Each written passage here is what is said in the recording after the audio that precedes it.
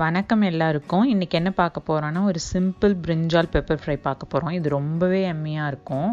ரொம்ப simple dish. இதுக்கான இன்க்ரீடியன்ஸும் பார்த்திங்கன்னா வெரி வெரி சிம்பிள். அதாவது ரொம்ப மினிமல் இன்க்ரீடியன்ஸ் வச்சு பண்ண போகிறோம். ஆனால் ரொம்ப ஃப்ளேவர்ஃபுல்லாக இருக்கும்.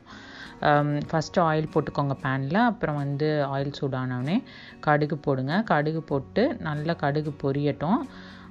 வெயிட் பண்ணுங்கள். இதுக்கான மற்ற இன்க்ரீடியன்ட்ஸ் பார்த்தீங்கன்னா உங்களுக்கு சாப் பண்ணிக்கணும். இது கார்லிக்கை ஃபைனாக, அதுக்கப்புறம் நெக்ஸ்ட்டு அதையும் ஆட் பண்ணிக்கோங்க. இந்த மாதிரி ஃபைனாக சாப் பண்ண கார்லிக் போடும்போது நல்ல ஃப்ளேவர் கிடைக்கும் அந்த பிரிஞ்சாலோடு சேரும்போது. இதுதான் ரொம்ப ரொம்ப இம்பார்ட்டண்ட்டான விஷயம். மற்றபடி ட்ரை இன்க்ரீடியன்ட்ஸ் தான் நிறைய இருக்குது இதில். ஆனால் எல்லாமே பார்த்திங்கன்னா ரொம்ப சிம்பிள் தான். நான் உங்களுக்கு காட்டுறேன் பாருங்கள். வீட்டில் இருக்கிறத வச்சு தான் நம்ம பண்ண போகிறோம்.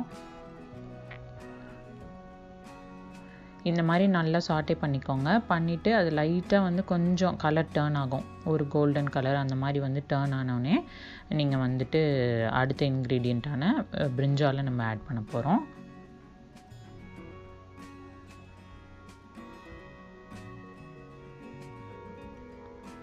இந்த பிரிஞ்சால் பார்த்தீங்கன்னா நம்ம ஊர் மாதிரி நாட்டு பிரிஞ்சால் நான் ஆட் பண்ணல. இது இன்றைக்கி நான் எந்த இது வாங்கிட்டு வந்தேன்னா எக் பிளான்ட்டுன்னு சொல்லுவாங்க இங்கே. கொஞ்சம் நீளமான எக் பிளான்ட் இது. அது வாங்கிட்டு வந்திருக்கேன். இது பார்த்திங்கன்னா தண்ணியை விடக்கூடாது. அதில் இருக்க காயில் இருக்க தண்ணி வச்சே தான் அது வேகணும்.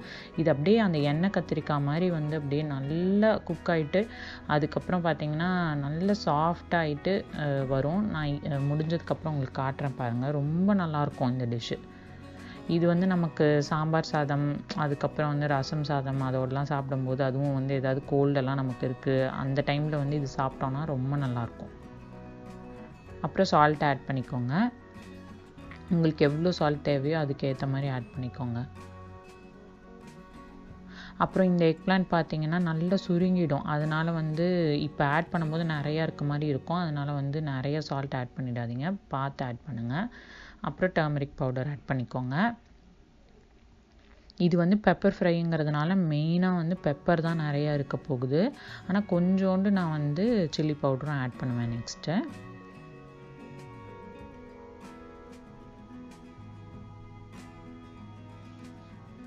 இந்த மாதிரி கொஞ்சோண்டு சில்லி பவுடர் ஆட் பண்ணிக்கோங்க. ஆக்சுவலாக உங்கள் சில்லி பவுடர் காரமாக இருக்குன்னா இதை விடவே கூட கம்மியாக இன்னும் ஆட் பண்ணிக்கோங்க. இது ஜஸ்ட்டு இது காய் வேகிறதுக்காக அந்த டைமில் ஒட்டுறதுக்காக மட்டும்தான் கொஞ்சோண்டு நான் ஆட் பண்ணியிருக்கேன்.